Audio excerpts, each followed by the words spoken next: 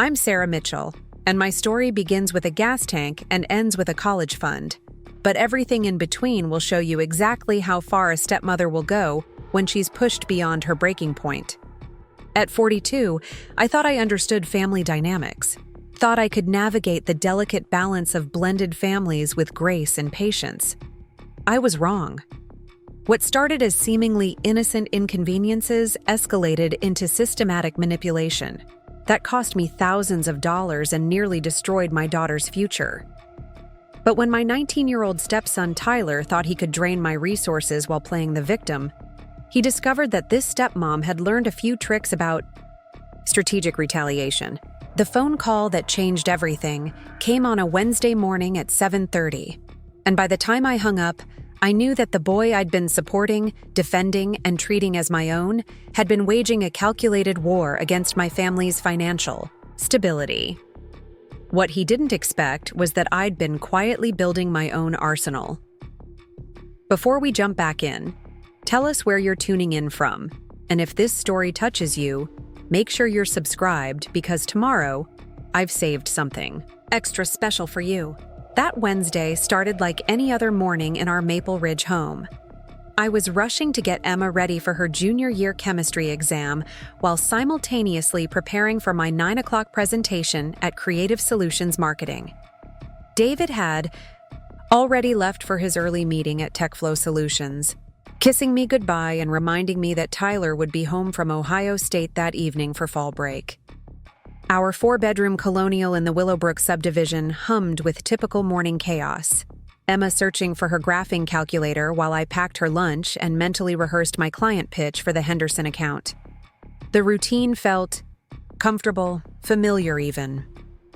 3 years into this marriage, I'd found my rhythm balancing my career as a marketing manager with the complexities of stepfamily life. Tyler, David's son from his previous marriage to Jessica, had been challenging initially, but I'd attributed his coldness to typical adjustment difficulties. After all, divorce is traumatic for children regardless of their age, and Tyler had been 16 when his parents split. I'd approached our relationship with patience, understanding that earning his trust would take time. Emma grabbed her backpack, checking her phone one final time before heading to Willowbrook High School. At 16, she was everything I'd hoped for in a daughter: academically driven, emotionally intelligent, and determined to pursue pre-med studies at Northwestern University. Her college fund, carefully built over 10 years of sacrifices and disciplined saving, represented not just financial security but my unwavering belief in her potential. Every extra marketing project I'd taken, every weekend I'd worked, every vacation we'd skipped had contributed to that fund, now sitting at just over $85,000. I drove to work through the familiar streets of Maple Ridge, past the Sunrise Diner where David and I had shared our first official date, past the elementary school where Emma had learned to read, past the small-town landmarks that had become the backdrop of our carefully constructed life.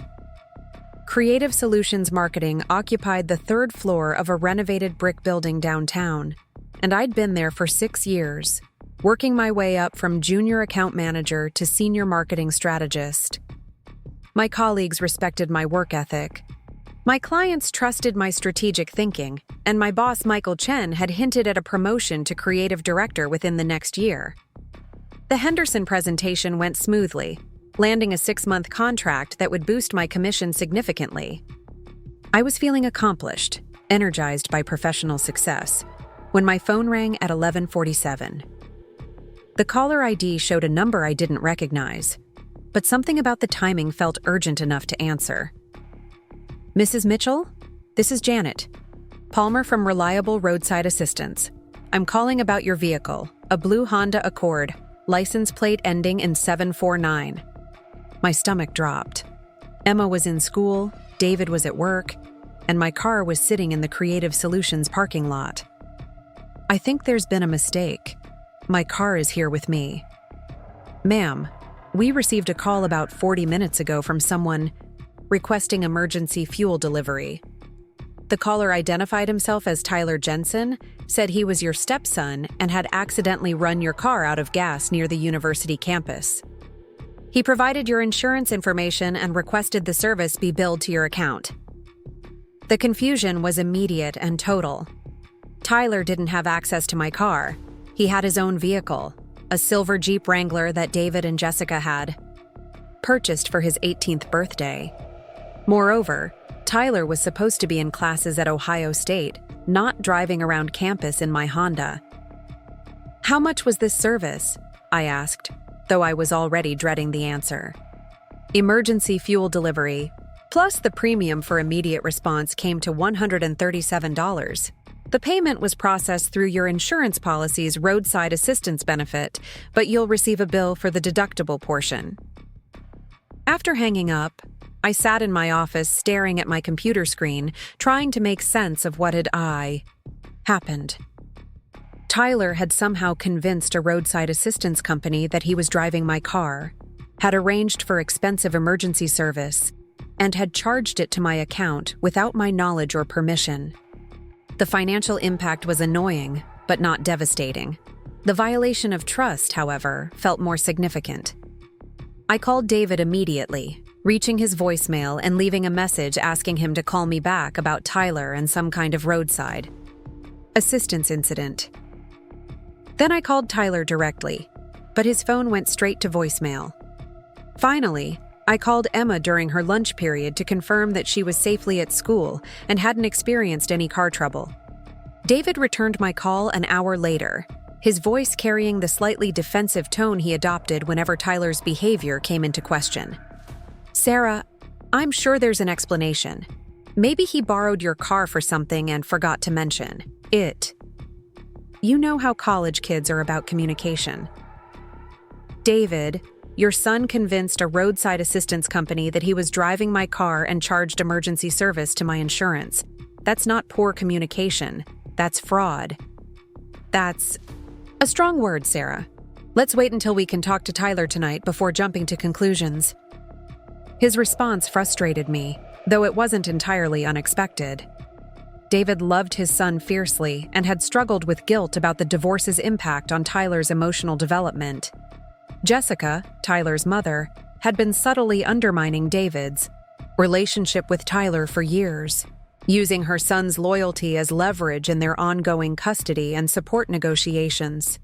Preparing and narrating this story took us a lot of time, so if you are enjoying it, subscribe to our channel. It means a lot to us. Now back to the story. David compensated by rarely challenging Tyler's behavior, afraid that stricter boundaries might push his son further toward Jessica's influence. The rest of my workday passed in a haze of distraction. I completed my tasks mechanically, but my mind kept returning to the phone call, to Tyler's presumption in using my identity for his convenience, to David's immediate defensiveness. By 5:30, I was driving home through Maple Ridge's tree-lined streets, rehearsing various approaches to the conversation I knew awaited me. Tyler's silver Jeep was parked in our driveway when I arrived, positioned at an angle that blocked access to the garage where I normally parked. I had to park on the street, a small inconvenience that somehow amplified my irritation about the day's events. Emma's bicycle was propped against the front porch, indicating she'd made it home safely from school, probably already upstairs working on homework with the discipline that had earned her a 3.9 GPA. I entered through the front door, to find Tyler sprawled across our living room couch, playing video games on the large-screen television David had purchased last Christmas. His backpack was dumped beside the coffee table, textbooks and empty energy drink cans scattered across the surface. He looked up briefly when I entered, offering a casual nod before returning his attention to the screen. "Tyler, we need to talk about what happened with the roadside assistance today." "Oh, that." He paused his game but didn't look at me directly. "Yeah, sorry about that. I was running late for my economics midterm and realized I was almost out of gas. I remembered you mentioning that you had roadside assistance through your insurance, so I figured I'd use it. No big deal." The casualness of his response, the complete absence of recognition that he'd done anything inappropriate, stunned me momentarily. "Tyler, you told them you were driving my car. You used my insurance information without permission. That's not borrowing. That's identity theft." He finally looked at me, his expression shifting to the wounded innocence he'd perfected over the years. "Come on, Sarah, you're being dramatic. It's not like I stole anything. I just needed gas, and I knew you'd want to help. You're always saying we're family, right?" The manipulation was expertly executed, turning my own words about family unity against me while simultaneously minimizing his actions and positioning himself as the misunderstood victim. I recognized the pattern because I'd seen it countless times over the past 3 years, though never quite so blatantly. "The service cost over $100, Tyler. If you needed gas money, you could have asked. I'll pay you back," he said, already unpausing his game. "Dad gives me money all the time. It's not like we can't afford it." David arrived home 20 minutes later, his expression already set in the diplomatic neutrality he adopted when mediating between Tyler and me. I explained the situation again, emphasizing the identity fraud aspect and Tyler's complete lack of accountability. Tyler countered with his version, painting himself as a stressed college student who'd made a minor error in judgment while trying to avoid missing an important exam. "Sarah, I understand you're upset about the process," David said carefully, "but Tyler's agreed to reimburse you for the cost. Maybe we can use this as a learning opportunity about proper communication and asking permission." The dismissive tone, the reduction of fraud to a communication issue, the implicit suggestion that I was overreacting, all of it crystallized into a moment of clarity about the dynamics in our household.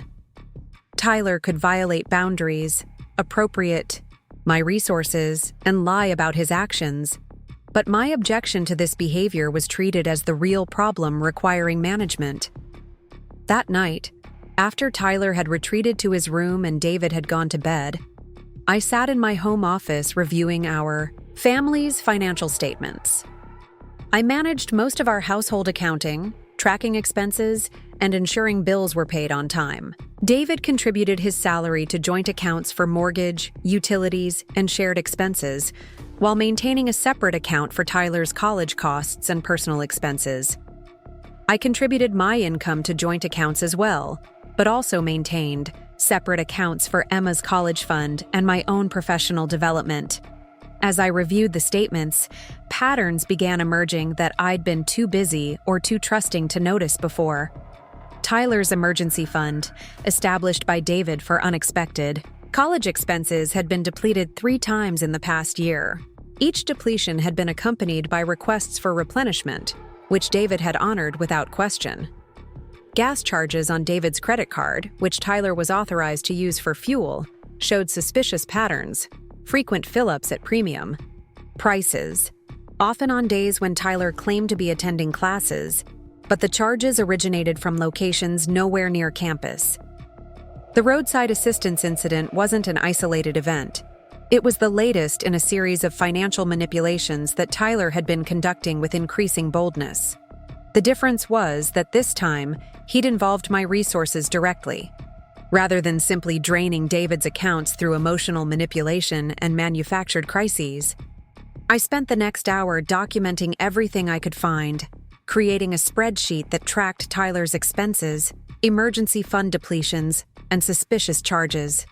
The pattern revealed systematic financial abuse disguised as typical college student irresponsibility. Tyler wasn't struggling with money management. He was deliberately exploiting his father's guilt and his stepmother's generosity to fund a lifestyle far beyond what his actual needs required. By midnight, I had compiled evidence of over $4,000 in questionable expenses over the past 18 months. Money that could have been contributed to Emma's college fund. Money that David earned through 50-hour work weeks at TechFlow Solutions. Money that Tyler treated as his personal entitlement rather than his father's. Generosity?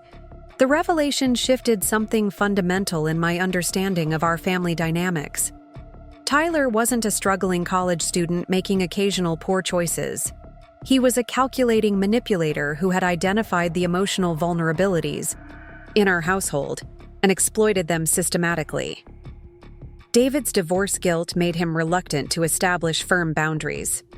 My desire to be a supportive stepmother made me reluctant to challenge Tyler's behavior directly. Emma's focus on her own academic success meant she rarely witnessed Tyler's worst moments. As I prepared for bed, I made a decision that would have seemed impossible that morning.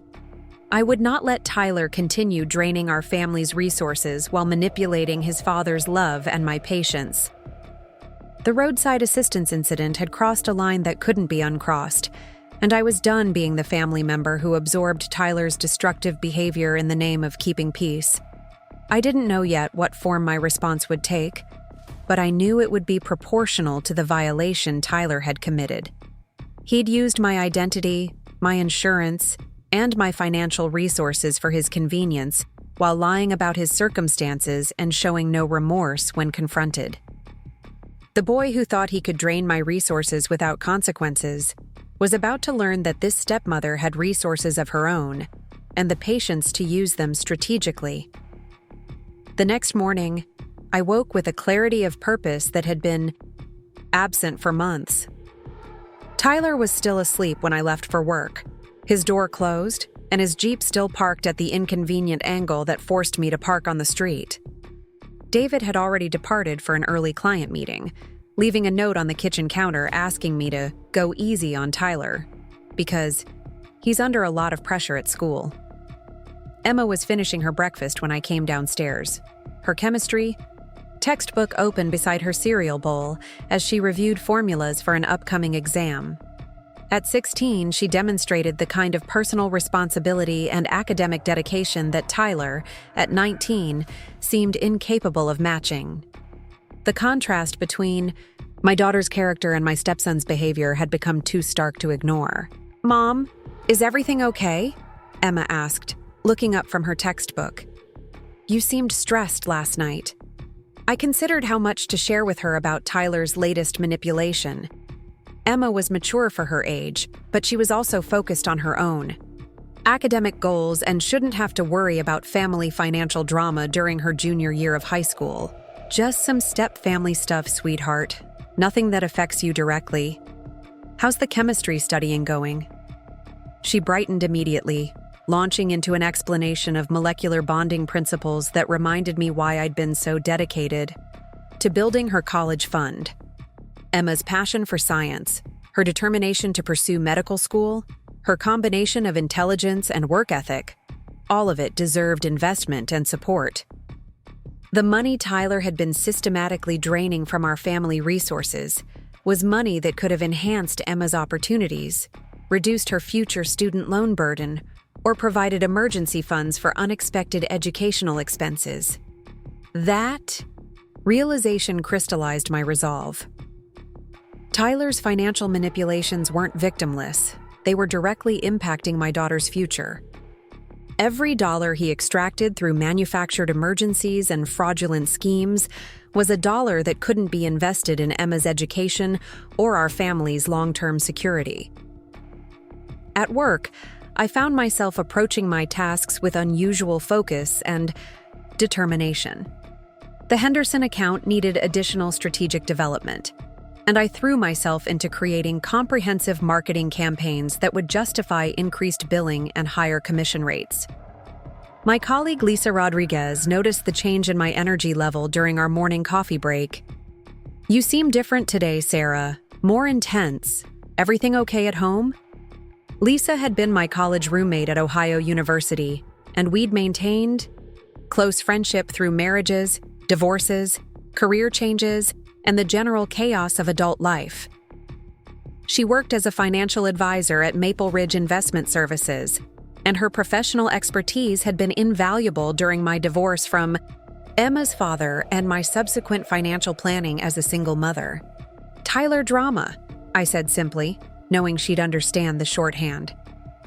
Lisa had witnessed several of Tyler's manipulative episodes during family gatherings and had quietly expressed concern about his impact on our household dynamics. "What did he do this time?"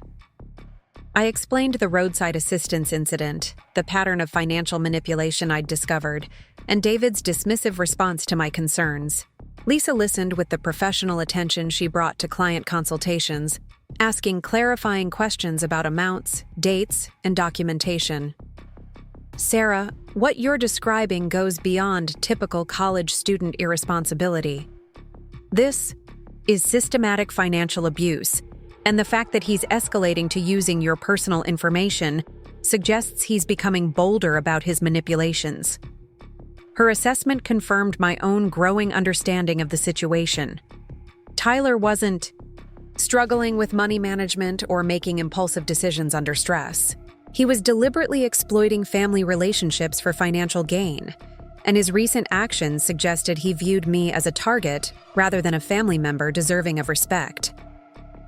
"The question is what you're going to do about it," Lisa continued.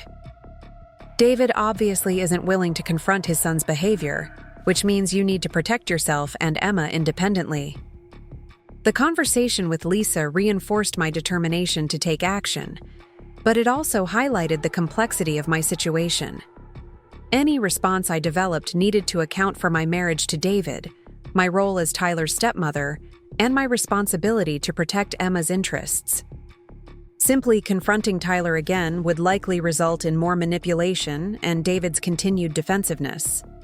I needed a strategy that would create real consequences while maintaining my family relationships.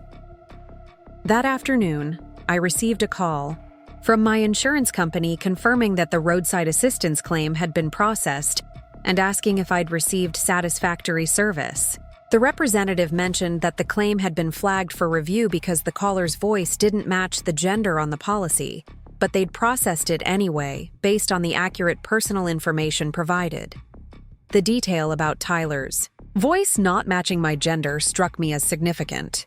The insurance company had noted the discrepancy but had chosen to process the fraudulent claim anyway, which meant Tyler had successfully committed identity fraud despite obvious red flags. The incident wasn't just a family dispute about boundaries.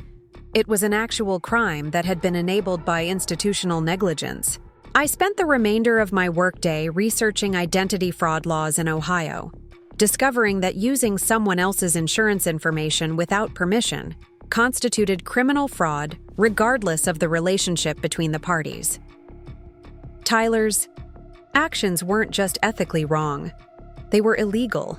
And the fact that he'd shown no remorse suggested he viewed such behavior as acceptable. By the time I drove home that evening, I had developed the framework for my response. Tyler needed to understand that his actions had real consequences, that his stepmother wouldn't continue absorbing his financial manipulations, and that his father's protection had limits. I wasn't seeking revenge. I was establishing boundaries and protecting my family's resources from further exploitation. The plan forming in my mind was both simple and devastating. Tyler valued his college fund above everything else, viewing it as his entitlement and his pathway to the comfortable lifestyle he expected. If he could drain my resources without consequences, perhaps it was time for him to experience what resource drainage felt like from the victim's perspective. The second incident occurred exactly 1 week after the roadside assistance fraud, and this time Tyler's manipulation struck directly at Emma's well-being. I was working late at Creative Solutions, finalizing the quarterly marketing report for our biggest client, when my phone buzzed with a text from Emma at 8:45 p.m. The message was brief but alarming. "Mom, stuck at school. Car won't start. Tyler was supposed to pick me up but not answering phone." Emma had stayed after school for academic decathlon practice, a commitment that ran until 8:30 every Thursday evening. David was attending a technology conference in Columbus and wouldn't return until Friday afternoon, leaving me as the primary emergency contact for both Emma and Tyler. I'd specifically asked Tyler that morning to be available as backup transportation for Emma, and he'd agreed without hesitation, even suggesting that helping his stepsister would demonstrate his commitment to family responsibility. I immediately called Tyler's phone, listening to it ring endlessly before switching to voicemail. His outgoing message was characteristically casual, promising to return calls when I get around to it. I tried twice more with the same result, growing increasingly frustrated with each unanswered ring. Emma was stranded at Willowbrook High School in the dark, October evening temperatures dropping toward freezing, while Tyler ignored his responsibilities and his phone. I gathered my work materials hastily, explaining to Michael Chen that I had a family emergency requiring immediate departure. The drive from downtown Maple Ridge to Emma's school typically took 25 minutes, but Thursday evening traffic extended the journey to nearly 40 minutes of stop-and-go frustration. I spent the entire drive alternating between worry about Emma and anger at Tyler's irresponsibility. Emma was waiting in the school's main lobby when I arrived, her backpack loaded with textbooks and her academic decathlon materials.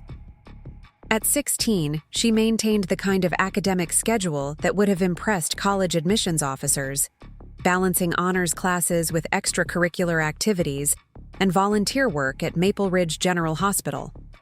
Her dedication to her education made Tyler's casual disregard for her welfare even more infuriating. "Thanks for coming, Mom," she said as we walked toward my car. I tried calling Tyler like 6 times, but his phone kept going to voicemail. I even tried texting, but he never responded. "Did he say anything specific about picking you up when you talked to him this morning?" "He said he'd be here at 8:30, that he was happy to help out while Dad was away. He seemed really sincere about it, actually, like he was trying to prove he could be responsible." The detail about Tyler's apparent sincerity struck me as particularly manipulative. He'd made a specific commitment to Emma, positioning himself as the reliable older brother figure, then had simply abandoned that commitment without explanation or apology. Emma had trusted him, adjusted her own plans based on his promise, and been left stranded as a consequence of his casual disregard. During the drive home, Emma mentioned that several of her academic decathlon teammates had offered to provide transportation, but she'd declined because Tyler had seemed so enthusiastic about helping. Her loyalty to family commitments, even when that loyalty wasn't reciprocated, highlighted the character differences between my daughter and my stepson. Tyler's Jeep wasn't in the driveway when we arrived home, and the house was dark except for the porch light I'd left on that morning. I checked his room, finding it empty with no indication of where he might have gone or when he planned to return. His absence transformed what should have been a simple communication failure into something more concerning. I spent the next hour helping Emma with her chemistry homework while simultaneously trying to reach Tyler through calls and texts. At 10:30, just as Emma was heading upstairs to bed, Tyler's Jeep pulled into the driveway with the aggressive rumble of an engine, being pushed beyond reasonable limits. I watched through the living room window as he stumbled slightly getting out of the vehicle, his movements suggesting alcohol consumption. Tyler entered through the front door with the exaggerated caution of someone trying to appear sober, his eyes slightly unfocused and his coordination subtly impaired. The smell of beer and cigarette smoke clung to his clothes, providing additional evidence of how he'd spent the evening while Emma waited for transportation.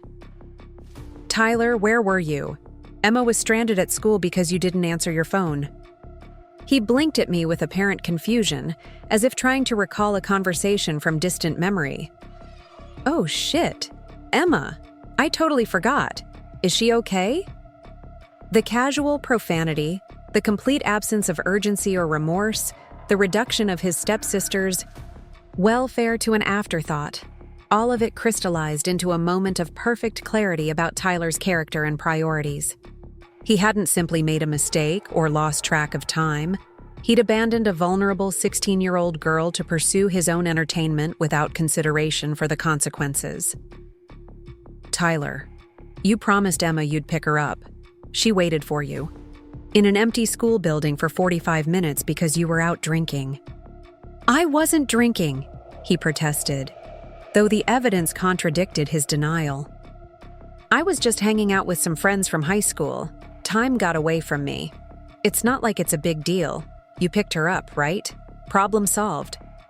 His response demonstrated the same pattern of manipulation I'd observed during the roadside assistance incident. Minimize the harm, deny responsibility, and position the victim's advocate as the unreasonable party. Tyler had learned that he could escape consequences for his actions by outlasting other people's anger and waiting for David's intervention. This is exactly the kind of thing that makes me question your judgment, Tyler. Emma depends on family members to keep their commitments. When you promise to do something, you need to follow through. God, Sarah, you're making this into such a drama. Emma's fine, you handled it, and now everyone can move on. Why do you always have to turn everything into a federal case? The dismissive tone, the suggestion that I was overreacting, the complete failure to acknowledge Emma's experience or his own breach of trust, it all reinforced my growing understanding that Tyler viewed family responsibilities as optional inconveniences rather than sacred obligations. After Tyler retreated to his room, I found myself staring at our family calendar on the refrigerator, noting the various commitments and responsibilities that structured our household routine. Emma's academic decathlon practices, her volunteer, shifts at the hospital, her SAT preparation classes, all carefully coordinated around transportation needs and family availability. Tyler's schedule, by contrast, remained deliberately vague, allowing him maximum flexibility to pursue his preferences, without accommodation for other family members' needs. The pattern extended beyond transportation issues. Tyler routinely used household resources without replacement or permission, borrowed money without establishing clear repayment terms, and created emergencies that required other family members to adjust their plans. His behavior represented a systematic extraction of value from our household while contributing minimal reciprocal support.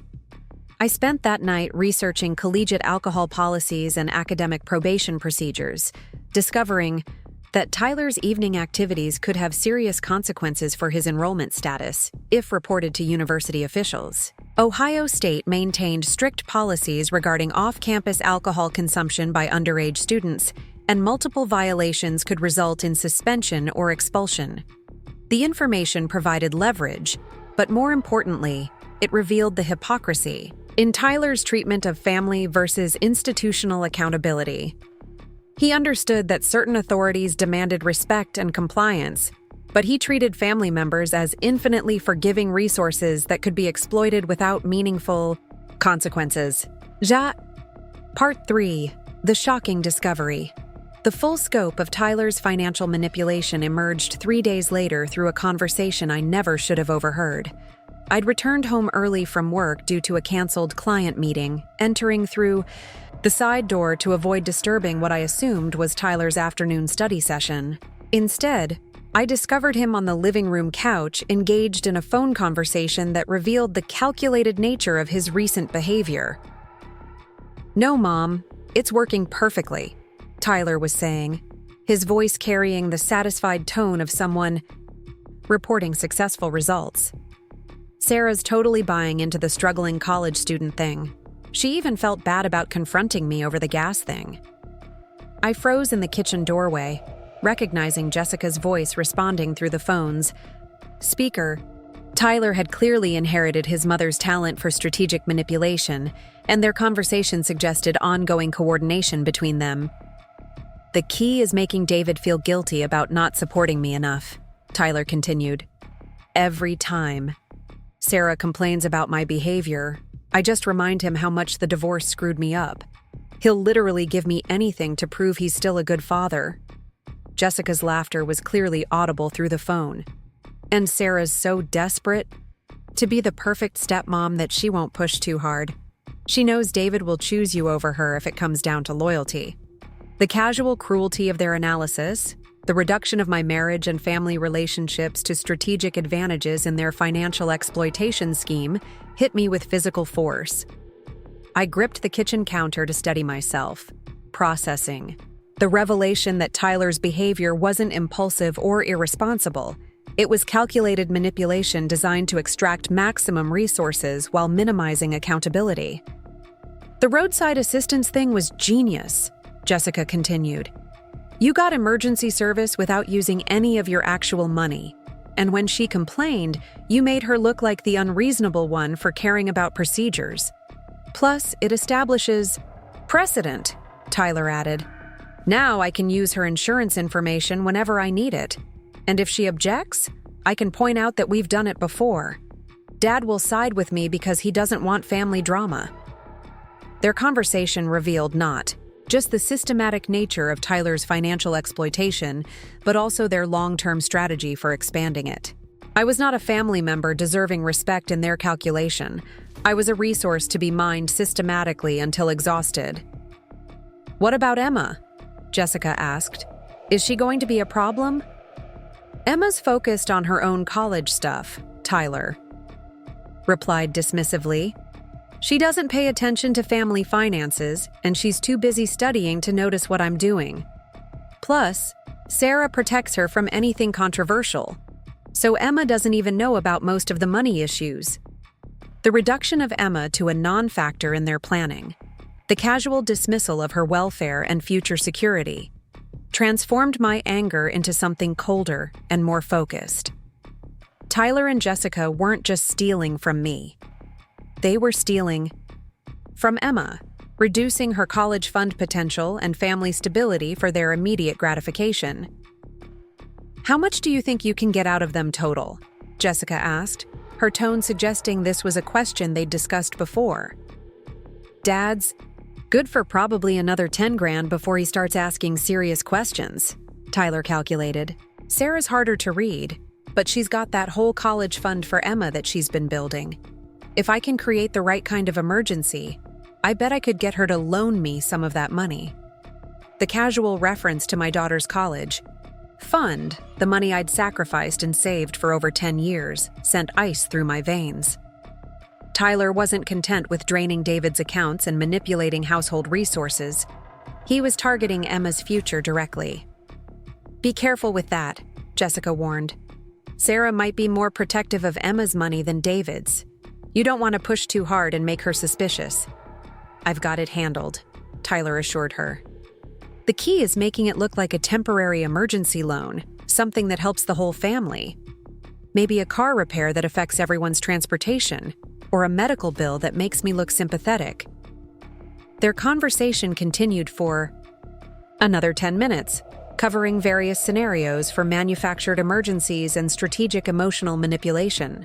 They discussed David's psychological vulnerabilities, my professional schedule that left opportunities for unsupervised access to household resources, and Emma's academic commitments that provided alibis for Tyler's activities. I recorded the final 5 minutes of their conversation using my phone's voice memo function, capturing clear evidence of their conspiracy to defraud our family. The recording documented not just Tyler's admission of previous theft, but also their plans for future exploitation, including specific targeting of Emma's college fund. When their call ended, I remained hidden in the kitchen until Tyler left the house, presumably heading to campus for afternoon classes. Only then did I emerge, my mind racing with the implications of what I'd learned. Tyler's behavior hadn't been a series of poor choices or emotional reactions to family stress. It had been a coordinated campaign of financial abuse planned and executed with his mother's guidance. The evidence transformed my understanding of our entire family dynamic.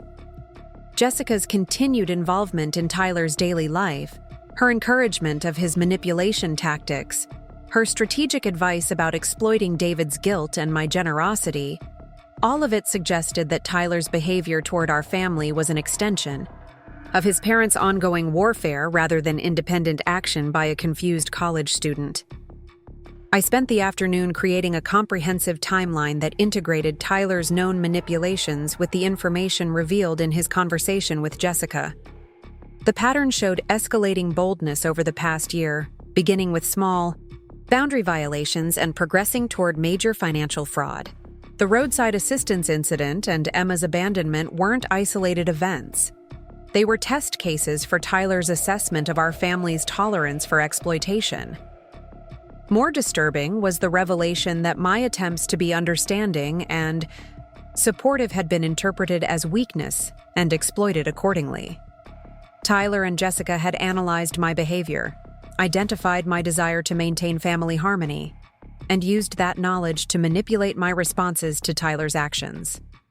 The recording, also revealed that David's guilt about the divorce had been weaponized against our family's financial security. Every dollar Tyler extracted through manufactured emergencies was a dollar stolen not just from David's income, but from our household's collective resources, including money that could have enhanced Emma's educational opportunities.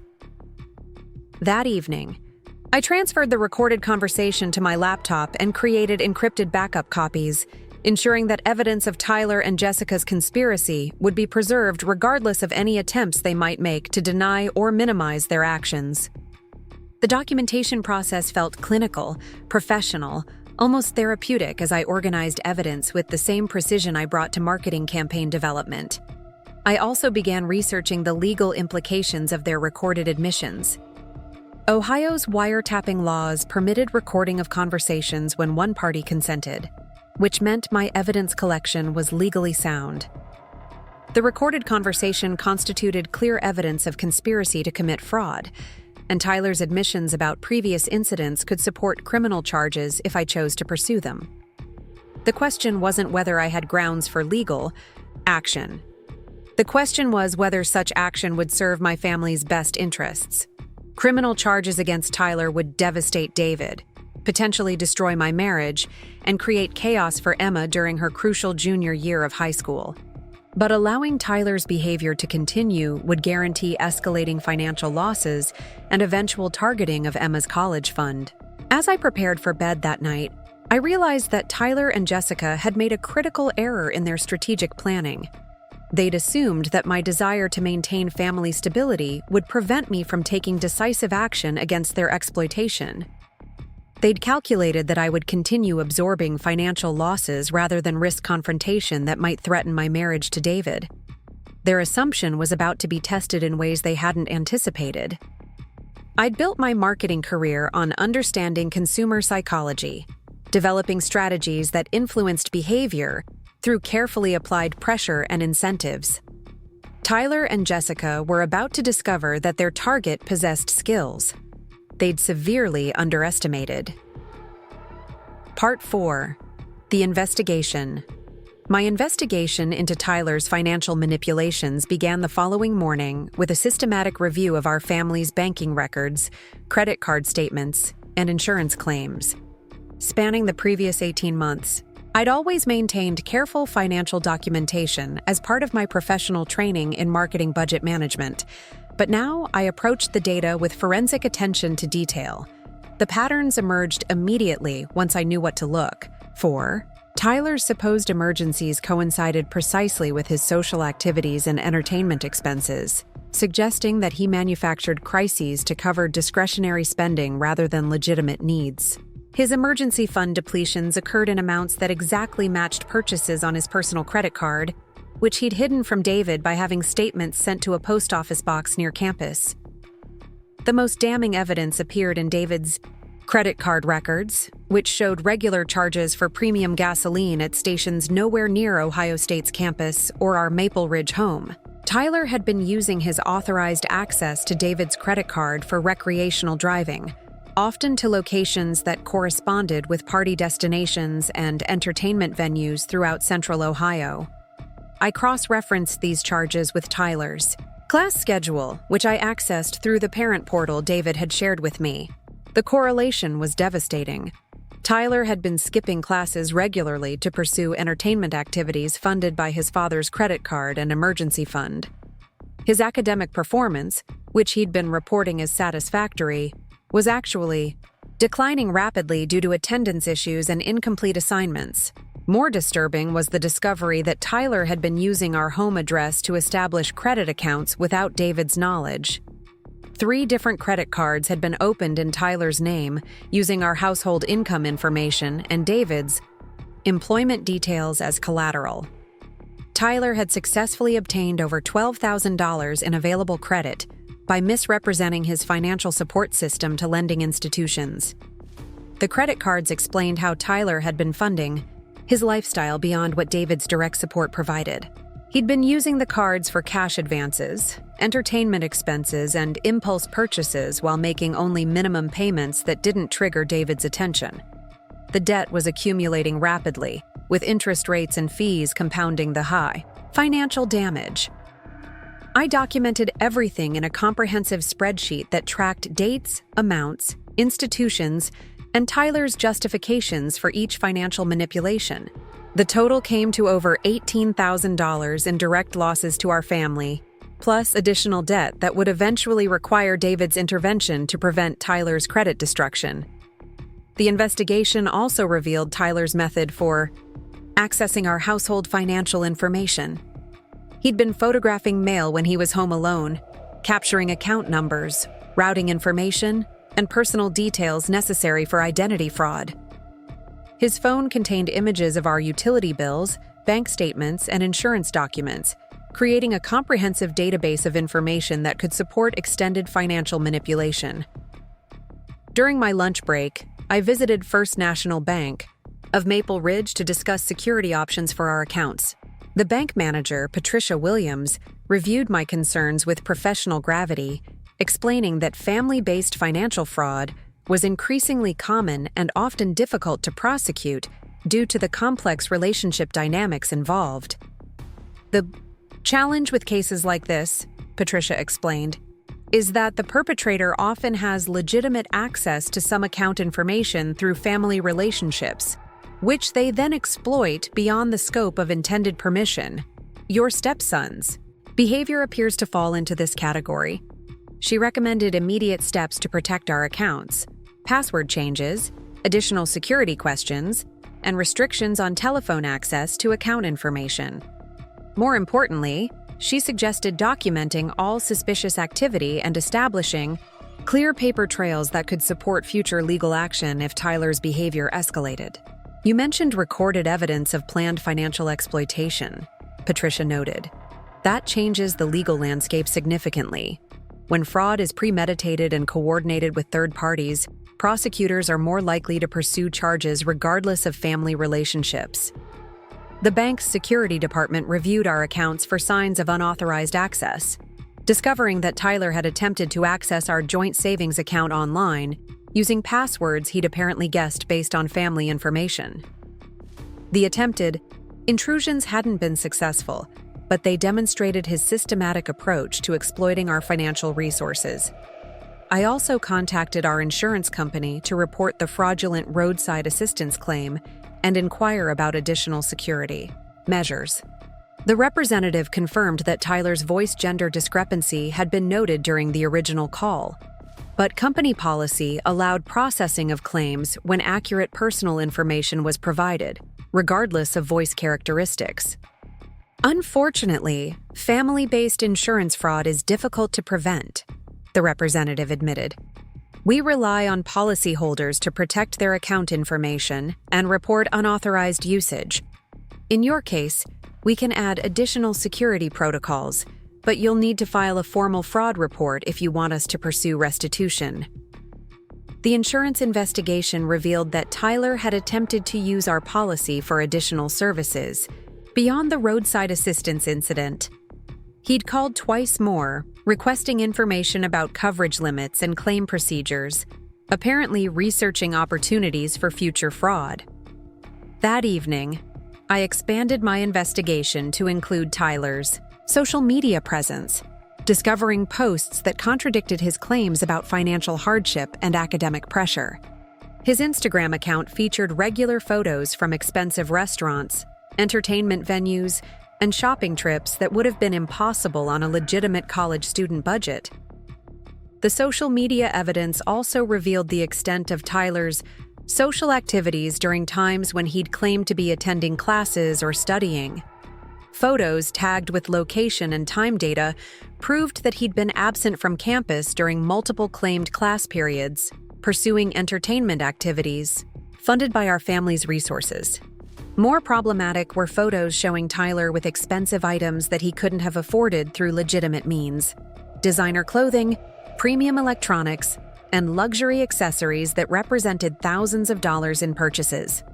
The items appeared gradually over the past year, coinciding with his increased requests for emergency funding from David. I compiled the social media evidence into a comprehensive portfolio that documented Tyler's lifestyle in relation to his claimed financial needs. The contrast between his public presentation and his requests for family support provided clear evidence of fraudulent misrepresentation. The investigation process was emotionally exhausting, but professionally familiar. I approached Tyler's deception with the same analytical mindset I used for competitive market research, identifying patterns, documenting evidence, and developing strategic responses based on comprehensive data analysis. By week's end, I had assembled a complete picture of Tyler's financial manipulation campaign. The evidence included recorded admissions of fraud, documentation of systematic theft, proof of identity misrepresentation, and clear indicators of planned escalation targeting Emma's college fund. The question was no longer whether Tyler was exploiting our family's resources. The question was how to respond in a way that protected Emma's future, preserved my marriage to David, and created meaningful consequences for Tyler's behavior.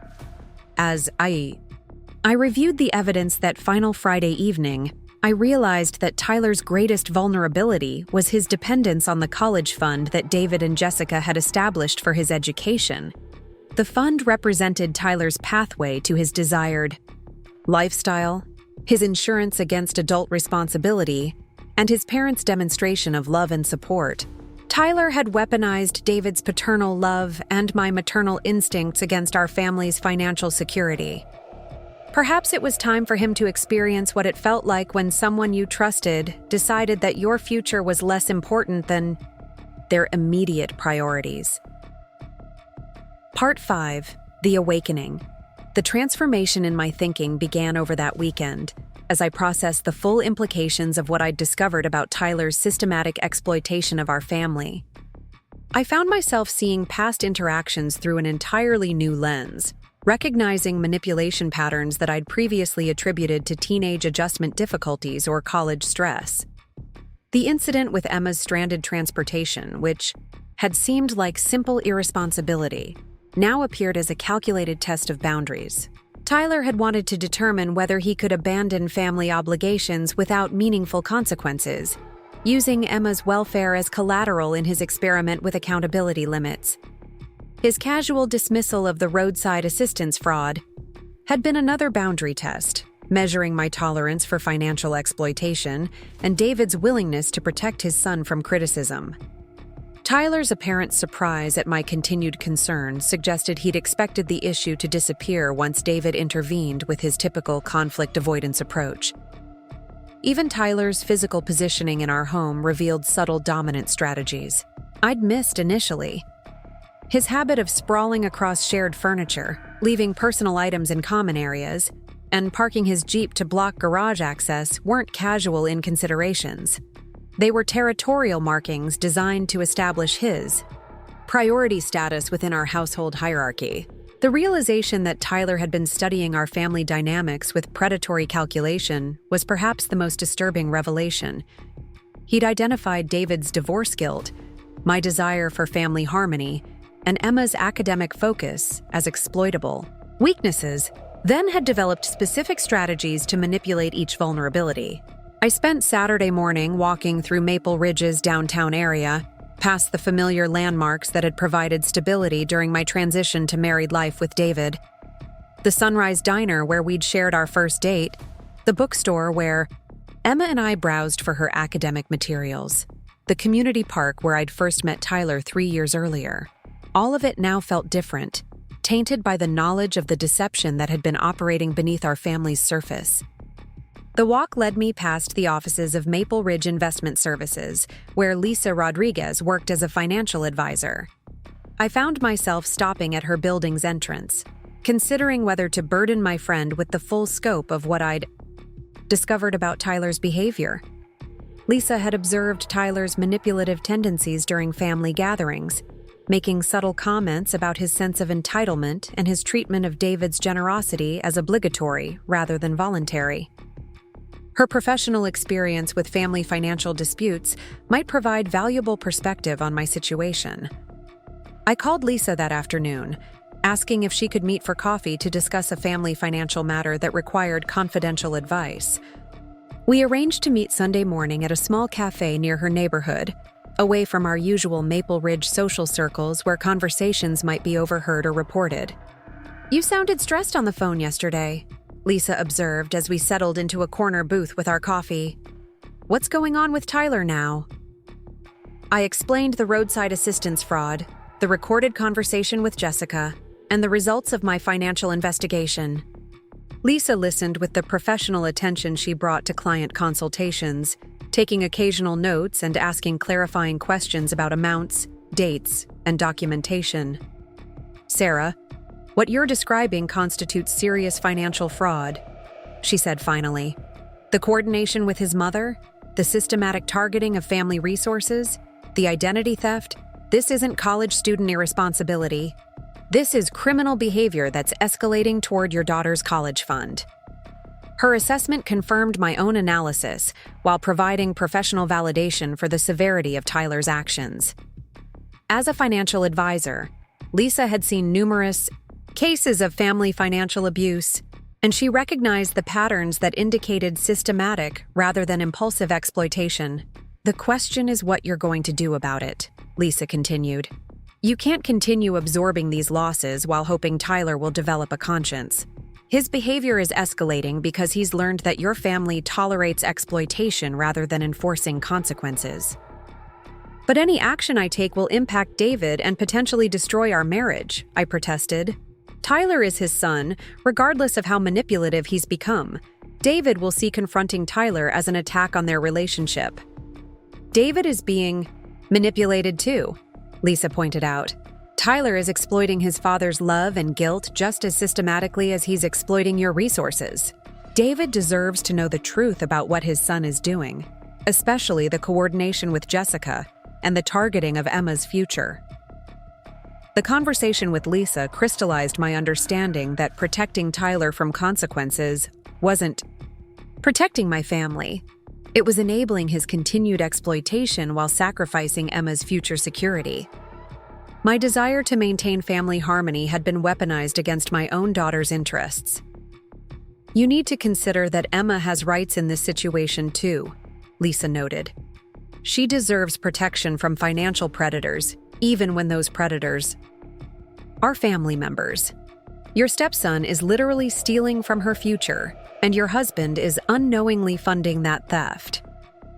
That perspective shifted something fundamental in my approach to the problem. I'd been framing the situation as a conflict between my role as Tyler's stepmother and my protective instincts. But the real conflict was between enabling Tyler's abuse and protecting Emma's legitimate interests. Sunday afternoon, I sat in my home office reviewing Emma's college fund statements and calculating the impact of Tyler's thefts on her educational opportunities. The $18,000 he'd already extracted could have funded nearly a full year of Emma's tuition at a state university, or provided significant support for her medical school aspirations. More disturbing was the trajectory of Tyler's escalating demands. If his pattern continued, he would extract another $20,000 to $30,000 over the next year, directly reducing Emma's educational options and potentially forcing her to accept student loan debt that could have been avoided. The financial projections were stark. Tyler's continuation of his theft pattern would cost Emma approximately $50,000 in educational support over the next 4 years. Money that I'd earned through years of disciplined saving and professional advancement. I also calculated the opportunity cost of Tyler's exploitation in terms of investment growth and compound interest. The money he'd already stolen would have generated additional thousands of dollars in returns if left in Emma's college fund, creating a multiplier effect that amplified the true cost of his behavior. The mathematical analysis removed any remaining emotional ambiguity about Tyler's impact on our family. He wasn't just taking money, he was stealing Emma's future opportunities and forcing her to accept limitations that his own education had never required. That evening, Emma knocked on my office door, looking concerned about my uncharacteristic weekend withdrawal from family activities. At 16, she possessed emotional intelligence that allowed her to sense household tensions even when adults attempted to shield her from conflict. "Mom, is everything okay? You seem really stressed lately, and you've been spending a lot of time in here working on something." I considered how much to reveal about Tyler's behavior and its potential impact on her college fund. Emma deserved honesty about threats to her future, but she also deserved protection from family drama during her crucial junior year. "I'm dealing with some financial planning issues, sweetheart. Nothing that affects your immediate plans, but I want to make sure we're making the best decisions for your college fund." "Is it about Tyler?" she asked, with the directness that characterized her approach to difficult topics. "I know he's been asking Dad for money a lot lately, and I've noticed you seem frustrated with him more often." Her observation confirmed that Tyler's behavior was affecting our entire household dynamic, creating tension that even Emma's academic focus couldn't completely ignore. The situation was already impacting her environment and emotional security. "Tyler is having some financial challenges at college," I said carefully. "I'm just making sure those challenges don't affect our family's long-term planning." Emma nodded, accepting the explanation while clearly understanding that more complex issues were at stake. "If there's anything I can do to help, let me know. I don't want family problems to get in the way of everyone's goals." Her maturity and concern for the family's collective welfare contrasted sharply with Tyler's predatory approach to household resources. Emma instinctively thought about protecting others' interests, while Tyler systematically exploited those same interests for personal gain. After Emma returned to her homework, I made a decision that felt both inevitable and terrifying. Tyler's behavior would not continue at Emma's expense. His exploitation of our family's resources, his coordination with Jessica to defraud David, and his plans to target Emma's college fund directly required immediate and decisive response. The strategy forming in my mind was both elegant and devastating. Tyler valued his college fund above everything else, viewing it as his entitlement and his pathway to adult privilege without adult responsibility. If he could systematically drain our family's resources without consequences, perhaps it was time for him to experience resource drainage from the victim's perspective. I wouldn't steal from Tyler the way he'd stolen from us.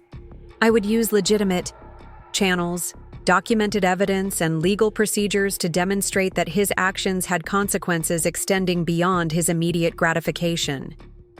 He'd weaponized family relationships against our financial security. I would use institutional accountability to protect Emma's future from his predation. The plan would require careful timing, comprehensive documentation, and strategic coordination with professionals who could ensure that my response was proportional, legal, and effective. Tyler had spent months researching our vulnerabilities and developing exploitation strategies. Now it was time for him to discover that his stepmother possessed research skills and strategic thinking that he'd severely underestimated. Monday morning, I would begin implementing consequences that Tyler had never anticipated, using the same systematic approach he'd applied to stealing from our family. The boy who thought he could drain my gas tank would soon learn what it felt, like when someone decided his college fund was less important than justice. Monday morning arrived with the crisp clarity that October brings to Ohio, and I approached the day with a sense of purpose that had been building since my weekend revelation about Tyler's systematic exploitation. I'd spent Sunday evening organizing my evidence and developing a comprehensive strategy that would address Tyler's behavior through legitimate channels while protecting Emma's interests and maintaining my marriage to David. The first step required consultation with legal professionals who specialized in family financial disputes. I'd researched attorneys in the Columbus area who handled cases involving financial fraud between family members, seeking representation that was geographically distant from Maple Ridge's social circles, where news might reach David before I was ready for that conversation. Attorney Margaret Chen's office occupied a sleek downtown Columbus high-rise, her credentials including extensive experience with identity theft cases and family financial abuse. Her initial consultation fee of $400 represented a significant expense, but the investment seemed minimal compared to the $18,000 Tyler had already extracted from our family resources. "Mrs. Mitchell," Margaret Chen began after reviewing the evidence I'd compiled, "the documentation you've provided constitutes clear evidence of systematic financial fraud. The recorded conversation with his mother establishing premeditation, the identity theft for insurance claims, and the unauthorized use of household financial information create a compelling case for criminal prosecution." Her assessment was both validating and sobering.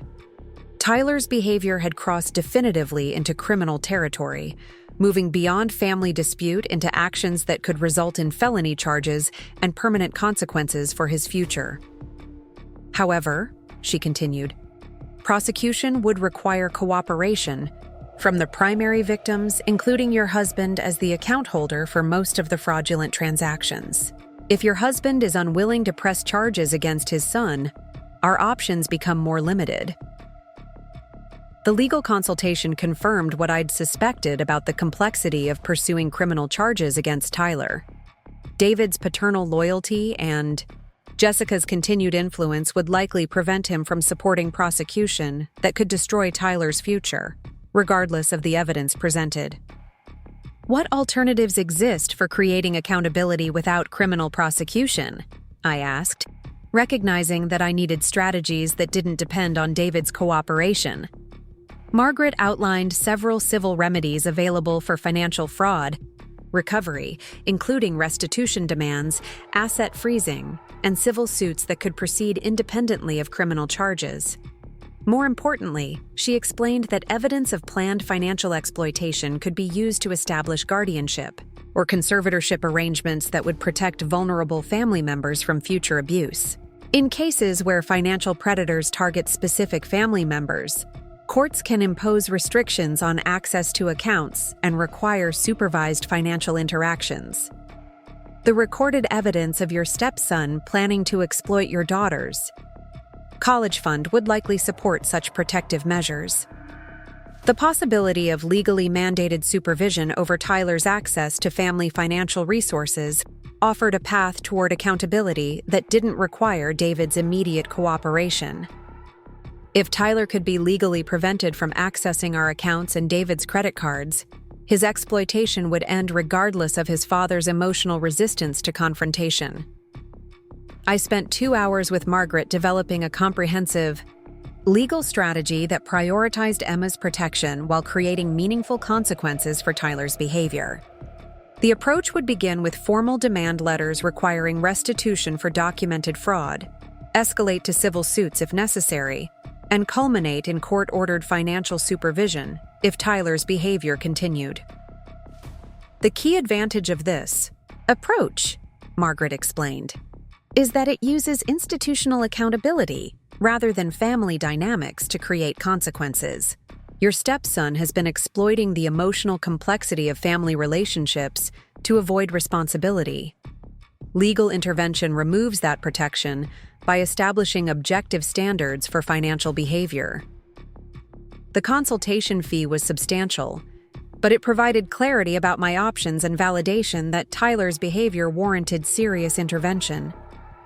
I scheduled a follow-up appointment for the following week, allowing time to implement preliminary steps and gather additional evidence. My next stop was Maple Ridge Community Bank, where I maintained Emma's college fund in a separate account that Tyler had not yet accessed. Branch manager Robert Martinez reviewed my concerns with professional gravity, particularly when I explained Tyler's recorded plans to target Emma's educational savings. "Mrs. Mitchell, we take threats to minor beneficiary accounts very seriously," he assured me. "We can implement additional security protocols immediately, including biometric verification requirements and dual authorization for any withdrawals or transfers." The bank's security department added multiple layers of protection to Emma's account, ensuring that Tyler's identity theft techniques would be ineffective against her college fund. They also provided documentation of the security enhancements, creating a paper trail that demonstrated proactive protection against identified threats. We're also required to report suspected financial exploitation targeting minors to appropriate authorities, Robert noted. The evidence you've described regarding planned targeting of your daughter's education fund constitutes reportable suspicious activity. The bank's mandatory reporting requirement meant that Tyler's plans against Emma were now officially documented in financial crime databases, creating institutional awareness that could support future legal action if his behavior escalated. I also opened a new account in my name only, transferring a significant portion of our household emergency funds to protect them from Tyler's continued exploitation. The transfer represented money I'd contributed to our joint savings through my marketing income, and it could be legally separated from David's assets if necessary. That afternoon, I contacted Ohio State University's financial aid office to inquire about Tyler's academic standing and enrollment status. Federal privacy laws limited the information available to non-parents, but the representative confirmed that questions about academic performance and financial aid eligibility should be directed to the student's parents.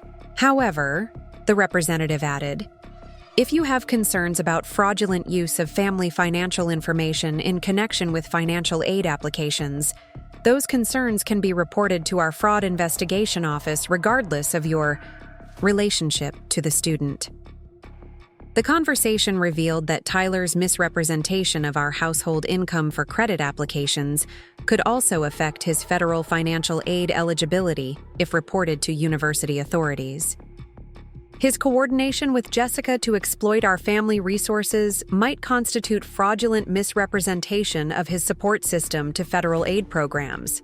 I spent the remainder of the afternoon researching Tyler's financial aid status through online databases available to step-parents with legitimate educational interests. The investigation revealed that Tyler had been receiving federal grants and subsidized loans based on financial need calculations that didn't account for the substantial cash support he'd been extracting from our family. The federal aid fraud represented another avenue for creating accountability through institutional rather than family channels. If Tyler's true financial support was properly reported to federal aid programs, his eligibility for need-based assistance would be substantially reduced, creating natural consequences for his exploitation of family resources. That evening, David returned from his Columbus Technology Conference with his typical enthusiasm for sharing professional developments and reconnecting with family after business travel. His positive energy contrasted sharply with the knowledge I now carried about Tyler's systematic fraud and the legal strategies I'd been developing in response. "How did everything go while I was away?" he asked as we shared dinner in our kitchen. "Any Tyler drama I should know about?" The casual reference to Tyler drama revealed how normalized his son's disruptive behavior had become in our household. David expected regular conflict involving Tyler, treating it as inevitable background noise rather than serious behavioral problems requiring intervention. Tyler missed picking up Emma from academic decathlon practice Thursday night, I reported. Factually. She was stranded at school for 45 minutes because he didn't answer his phone. David's expression shifted to the familiar defensive concern he displayed whenever Tyler's behavior was criticized. That's not like him. Did he explain what happened? He said he forgot while he was out with friends. He came home showing signs of alcohol consumption. The information about Tyler's drinking clearly troubled David, though he struggled to reconcile his son's irresponsible behavior with his desire to maintain their positive relationship. Jessica had trained Tyler to exploit this exact psychological dynamic, using David's paternal love as protection against accountability. "I'll talk to him about responsibility and communication," David promised. "College is stressful, and maybe he needs clearer guidelines about family commitments." His response demonstrated the pattern that had enabled Tyler's escalating exploitation: minimize the behavior, attribute it to external stressors, and propose ineffective solutions that avoided meaningful consequences. David's approach ensured that Tyler would continue testing boundaries while facing no real deterrent to escalating manipulation. "David, this isn't about communication guidelines," I said carefully. Tyler abandoned Emma in a potentially dangerous situation to pursue his own entertainment. That's a character issue, not a scheduling problem. Sarah, I understand you're frustrated, but Tyler is dealing with significant pressure at school. We need to support him through this adjustment period rather than assuming the worst about his intentions. The conversation revealed how thoroughly Jessica and Tyler had conditioned David to prioritize Tyler's emotional comfort over other family members' welfare. David had been trained to interpret criticism of Tyler's behavior as attacks on his parenting rather than legitimate concerns about destructive patterns. I decided against revealing the full scope of Tyler's financial fraud that evening, recognizing that David needed time to process smaller revelations before confronting the systematic nature of his son's exploitation. My legal consultation had emphasized the importance of strategic disclosure that didn't trigger defensive reactions that could impede later cooperation. I'm not questioning your parenting, David. I'm concerned about patterns of behavior that are affecting our entire family. Emma shouldn't have to worry about whether family members will honor their commitments to her welfare. David nodded, accepting the framing that focused on Emma's needs rather than Tyler's failures. His protective instincts toward Emma were genuine and consistent, unlike his conflicted responses to Tyler's behavior. After David went to bed, I returned to my office to finalize preparations for the next phase of my strategy. Tyler's college fund, jointly managed by David and Jessica through their divorce settlement, represented his most valued possession and his greatest vulnerability to meaningful consequences. The fund contained approximately $65,000 accumulated through David's contributions and Jessica's investment management. Tyler viewed the money as his entitlement, the foundation for his college experience and his insurance against adult financial responsibility. My investigation had revealed that Tyler's academic performance was declining rapidly due to his attendance issues and prioritization of social activities over educational responsibilities. His grade point average had dropped below the threshold required for maintaining his scholarship eligibility, and his credit hour completion rate suggested he would need additional semesters to complete his degree. The academic failures meant that Tyler was violating the terms of his college fund agreement, which specifically required maintenance of satisfactory academic progress and full-time enrollment status. David and Jessica had established these requirements to ensure that the money supported genuine educational achievement rather than extended adolescence. Margaret Chen had explained that fund mismanagement and violation of trust agreement terms could justify legal intervention, particularly when the beneficiary was engaging in fraudulent behavior that threatened other family members' financial security. Tyler's theft from our household and his plans to target Emma's college fund constituted exactly such threatening behavior. The strategy forming in my mind would use Tyler's own academic failures and financial misconduct as grounds for freezing his college fund pending investigation of his eligibility for continued support. The action would be legally justified, institutionally enforced, and proportionally related to his systematic exploitation of our family. Tyler had weaponized David's love and Jessica's guidance against our family's financial security. Now he would discover that his stepmother possessed strategic capabilities and legal resources that he'd never anticipated.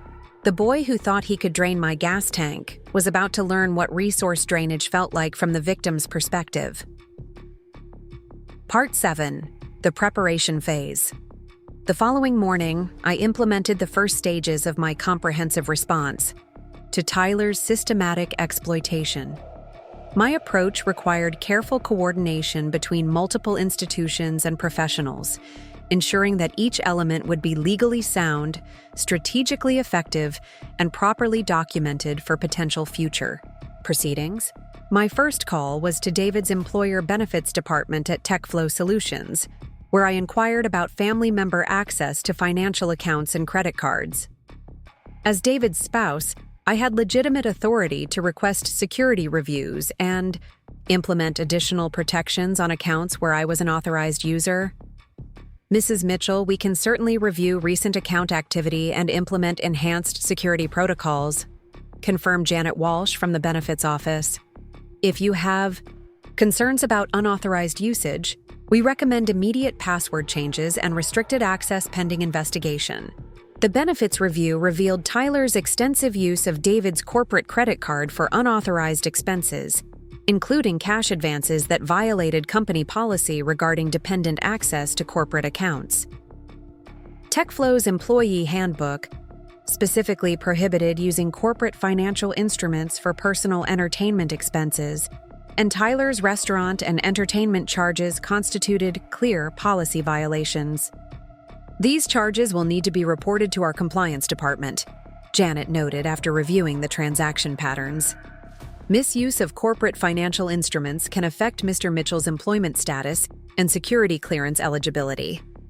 The compliance implications meant that Tyler's behavior was threatening David's professional standing as well as our family's financial security. David's engineering position required security clearances that could be jeopardized by family member financial misconduct, particularly when that misconduct involved fraudulent use of corporate resources. I authorized immediate implementation of enhanced security protocols on all accounts where I had legitimate access, including David's credit cards and our joint banking relationships. The changes would prevent Tyler from continuing his exploitation, while creating institutional documentation of protective measures. My next step involved contacting Emma's high school guidance counselor to discuss college planning security and protection of educational savings from family financial disputes. Counselor Patricia Adams had extensive experience with family transitions that affected college funding, and she understood the importance of protecting students' educational opportunities from adult conflicts. Unfortunately, family financial disputes affecting college funding are increasingly common, she explained during our confidential meeting. We work with families to establish protected educational accounts and ensure that student interests are prioritized during adult legal proceedings. Patricia recommended specific legal structures that could protect Emma's college fund from any family member's potential claims or manipulations, including trust arrangements that required independent oversight for withdrawals or transfers. These protections would ensure that Emma's educational future remained secure, regardless of Tyler's continued exploitation attempts. We also maintain relationships with college financial aid offices that understand these family dynamics, she added. If you need assistance documenting Emma's legitimate financial need, separate from household complications, we can provide supporting documentation. The guidance counselor's assistance meant that Emma's college planning could proceed independently of our family's internal conflicts, ensuring that Tyler's behavior wouldn't compromise her educational opportunities or financial aid eligibility. I spent the afternoon at Maple Ridge Public Library researching Ohio's college fund regulations and trust management requirements. The investigation revealed that college funds established through divorce settlements were subject to specific legal oversight designed to protect beneficiary interests and ensure funds were used for legitimate educational purposes. Tyler's academic performance failures and involvement in financial fraud constituted grounds for fund review under Ohio trust law, particularly when his behavior threatened other family members' financial security. The legal research provided the framework for requesting formal investigation of Tyler's continued eligibility for fund access. More importantly, I discovered that college fund trustees had fiduciary responsibilities to protect fund assets from misuse and to ensure beneficiaries met their obligations under fund agreements. David and Jessica's failure to monitor Tyler's academic performance and address his financial misconduct could constitute breach of their trustee duties. The legal research also revealed precedents for fund suspension when beneficiaries engaged in fraudulent behavior that threatened family financial stability. Courts had consistently ruled that college fund access could be restricted when beneficiaries used their position within families to exploit other members' resources. Armed with this legal framework, I contacted Margaret Chen's office to schedule an expedited consultation for developing formal action against Tyler's college fund access. The legal intervention would be based on documented misconduct rather than family dispute, creating institutional rather than emotional grounds for accountability. Mrs. Mitchell, the evidence you've compiled regarding academic failures and financial fraud provides strong grounds for requesting fund supervision. Margaret confirmed during our phone consultation. Ohio courts regularly impose such supervision when beneficiaries violate fund terms or engage in behavior that threatens family financial stability. She recommended filing formal complaints with both Ohio State University's Academic Integrity Office and the Trustee Oversight Department responsible for monitoring college fund compliance. The complaints would trigger institutional investigations that could result in fund freezing pending resolution of Tyler's eligibility issues. The advantage of this approach is that it removes the emotional manipulation from the equation, Margaret explained. Tyler can't use family guilt or parental protection against institutional accountability. He'll have to demonstrate legitimate educational progress and financial responsibility to regain fund access. I authorized Margaret to prepare the necessary legal documents for filing complaints and requesting fund supervision. The process would take several weeks to complete, but it would create permanent accountability structures that would protect our family from Tyler's continued exploitation. That evening, I received an unexpected call from Tyler himself, his voice carrying uncharacteristic anxiety as he requested an immediate meeting to discuss family financial planning. The timing of his call, just hours after I'd implemented enhanced security protocols on our accounts, suggested that he'd already discovered some barriers to his continued exploitation. "Sarah, I was hoping we could talk about some financial aid complications I'm dealing with at school," he said with careful politeness. "There might be some ways you could help that would benefit the whole family." The request for a meeting, phrased as mutual benefit rather than personal need, represented Tyler's attempt to regain control over our family's financial dynamics through direct manipulation of my protective instincts. He'd apparently decided that his stepmother might be more susceptible to emotional appeals than his father had proven recently. "What kind of complications are you referring to, Tyler?" I asked, curious about how he would frame his manufactured crisis. "It's complicated to explain over the phone. Could we meet for coffee tomorrow? Maybe at that place downtown where you meet with your friend Lisa sometimes?" His knowledge of my meeting location with Lisa was concerning, suggesting that Tyler had been monitoring my activities more closely than I'd realized. The level of surveillance indicated that his exploitation strategy was more sophisticated and invasive than even my investigation had revealed. "I'm available tomorrow at lunch," I agreed, recognizing the meeting as an opportunity to observe Tyler's manipulation techniques while controlling the information flow about my protective measures. After ending the call, I contacted Lisa to inform her about Tyler's request for a meeting and to ask if she could provide backup observation from a distance during the conversation. Lisa's financial expertise and emotional support would be valuable if Tyler attempted sophisticated manipulation techniques. "Sarah, the fact that he's specifically requesting to meet you separately suggests he's encountered obstacles to his usual exploitation methods," Lisa observed. "He's probably planning to propose some kind of emergency that requires your immediate financial intervention." Her analysis aligned with my own assessment of Tyler's likely strategy. He'd discovered that his traditional access routes were blocked, and he was attempting to establish direct manipulation channels with family members he'd previously treated as secondary targets. "Be extremely careful about any financial proposals he makes," Lisa warned. "Everything he suggests will be designed to reestablish his access to family resources while making you feel responsible for solving problems he's created himself." I spent the remainder of the evening preparing for the meeting with Tyler, developing responses to likely manipulation scenarios and ensuring that I had complete documentation of his previous financial misconduct easily accessible on my phone. The conversation would be an opportunity to observe his techniques while controlling his access to information about my protective measures. The strategic positioning felt empowering after months of absorbing Tyler's exploitation without recognizing its systematic nature. Tomorrow's meeting would mark the beginning of accountability rather than continued victimization. and Tyler would discover that his stepmother possessed analytical skills and strategic resources he'd severely underestimated. Bachur, Part 8. The Direct Confrontation.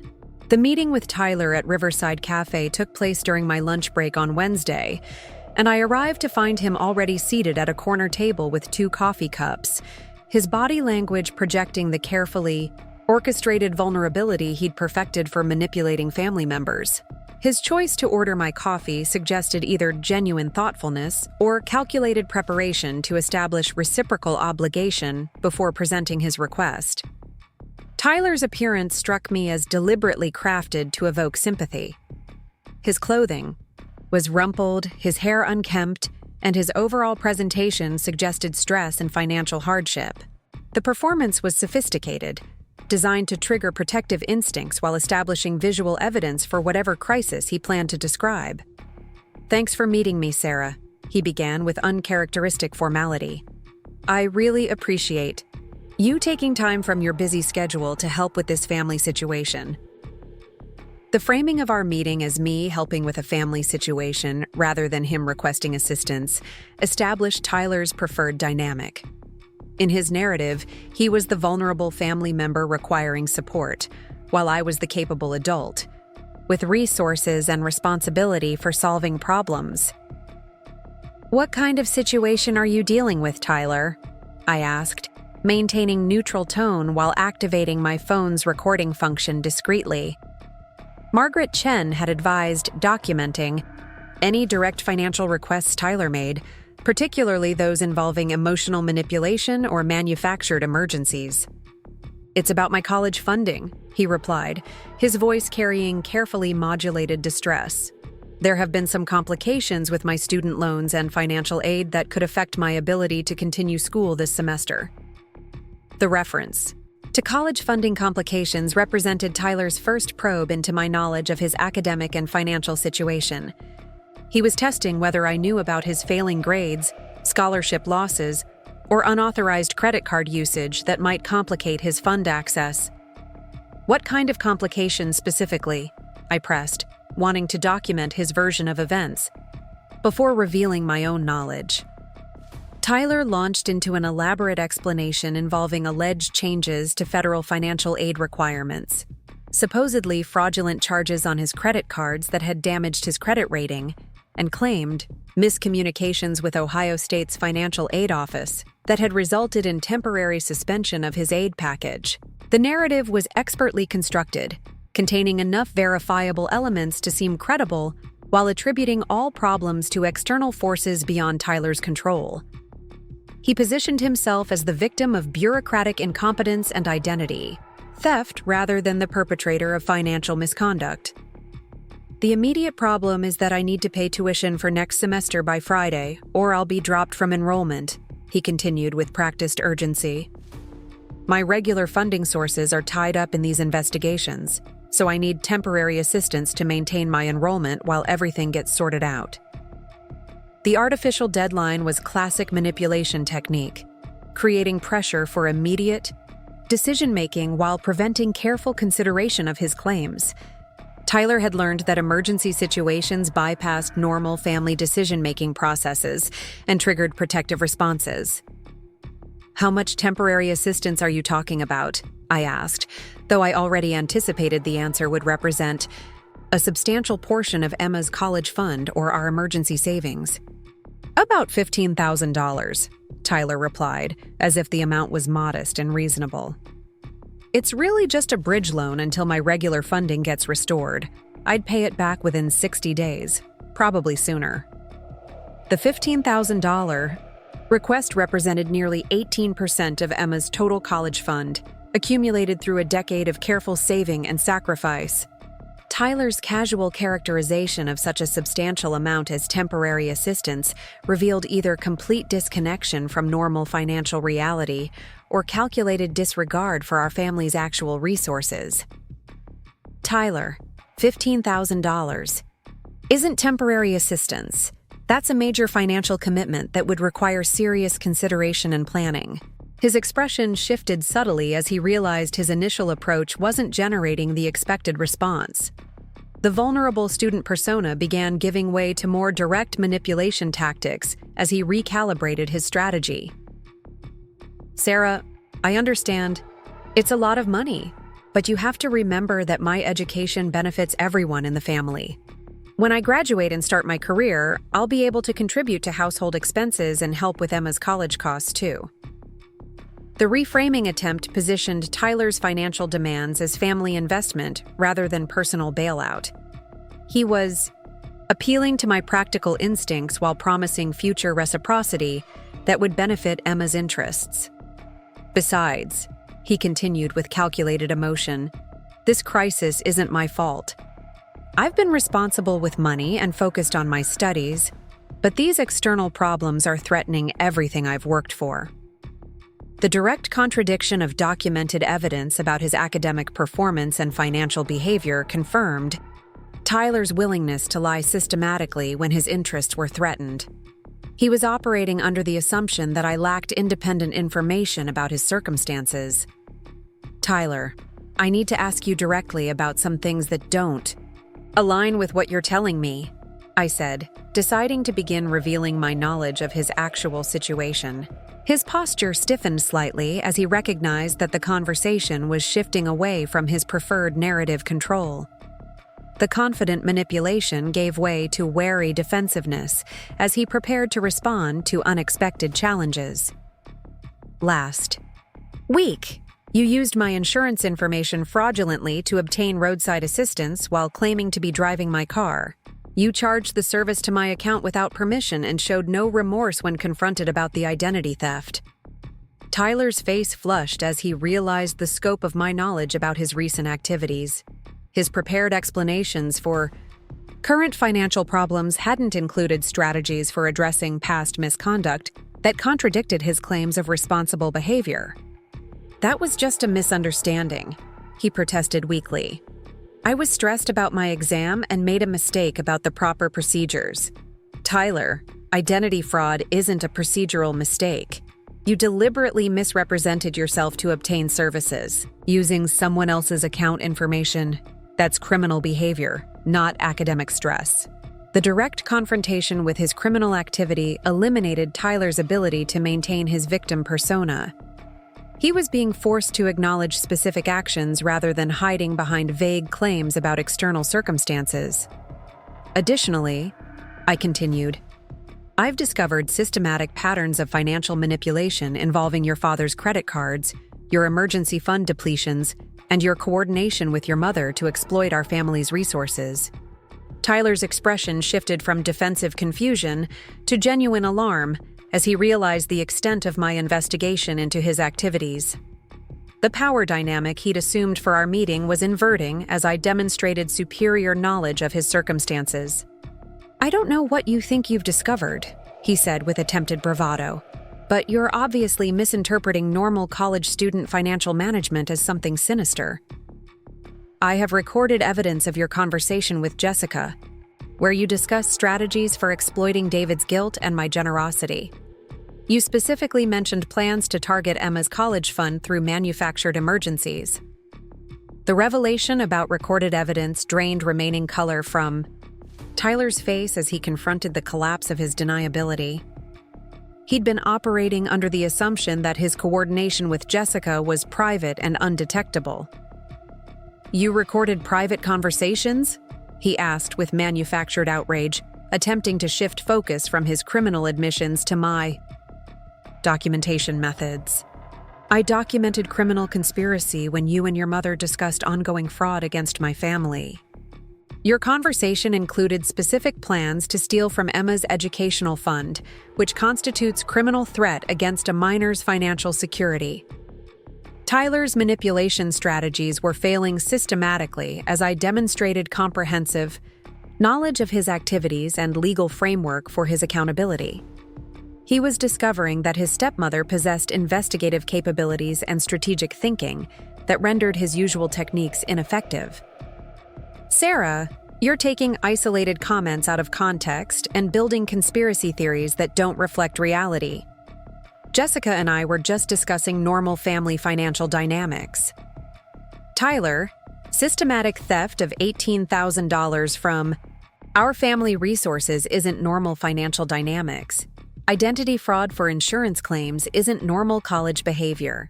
Planning to target Emma's college fund isn't isolated comments. I placed copies of bank statements, credit card records, and legal documentation on the table between us, creating visual evidence of the comprehensive investigation I'd conducted into his financial manipulation. This is what normal financial dynamics look like, I said, indicating the documented evidence. Systematic exploitation, fraudulent misrepresentation, and coordinated theft targeting vulnerable family members. Tyler's confident manipulation had collapsed entirely as he confronted irrefutable evidence of his criminal behavior and its systematic nature. His prepared emotional appeals were useless against documented proof of premeditated financial abuse. "What do you want from me?" he asked, with defeated recognition that his exploitation had been discovered and documented comprehensively. "I want you to understand that your actions have consequences, Tyler. You've stolen from your father, committed identity fraud against me, and planned to target Emma's future. Those consequences are beginning now." The meeting concluded with Tyler's complete understanding that his stepmother was no longer a passive victim of his manipulation. His systematic exploitation had been discovered, documented, and would be addressed through institutional accountability rather than family tolerance. As we left the cafe, Tyler's confident entitlement had been replaced by genuine anxiety about his future access to family resources and educational funding. The boy who thought he could drain anyone's resources without consequences was about to experience what accountability felt like from the receiving end. Part 9. The Active Battle. The week following my confrontation with Tyler marked the beginning of systematic accountability implementation across multiple institutions. Margaret Chen's office had filed formal complaints with Ohio State University's Academic Integrity Department and the state oversight agency responsible for monitoring college fund compliance, triggering investigations that would determine Tyler's continued eligibility for educational funding. The university's response was swift and comprehensive.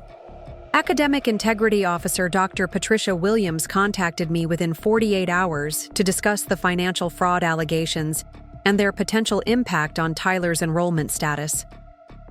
Ohio State maintained strict policies regarding student financial misconduct, particularly when such behavior involved family member exploitation. Mrs. Mitchell, the evidence you've provided regarding systematic financial fraud raises serious concerns about Mr. Jensen's character fitness for continued enrollment, Dr. Williams explained during our phone consultation. Academic integrity extends beyond classroom behavior to include financial honesty and respect for family support systems. The university's investigation would examine Tyler's academic performance, attendance records, and financial aid applications to determine whether his behavior violated enrollment terms. Dr. Williams confirmed that students who exploited family financial support through fraudulent means could face suspension or expulsion regardless of their academic standing. We're particularly concerned about the coordinated nature of the financial exploitation and the targeting of minor family members' educational funds, she continued. This behavior pattern suggests character issues that could affect Mr. Jensen's professional fitness after graduation. The university's serious approach to Tyler's financial misconduct validated my decision to pursue institutional accountability rather than family-based resolution. Tyler would face objective standards for behavior and character rather than the emotional manipulation he'd used to avoid family consequences.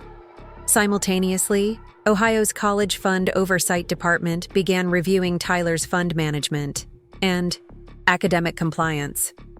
Investigator Michael Rodriguez contacted David directly to discuss Tyler's academic performance and the allegations of financial misconduct affecting family stability.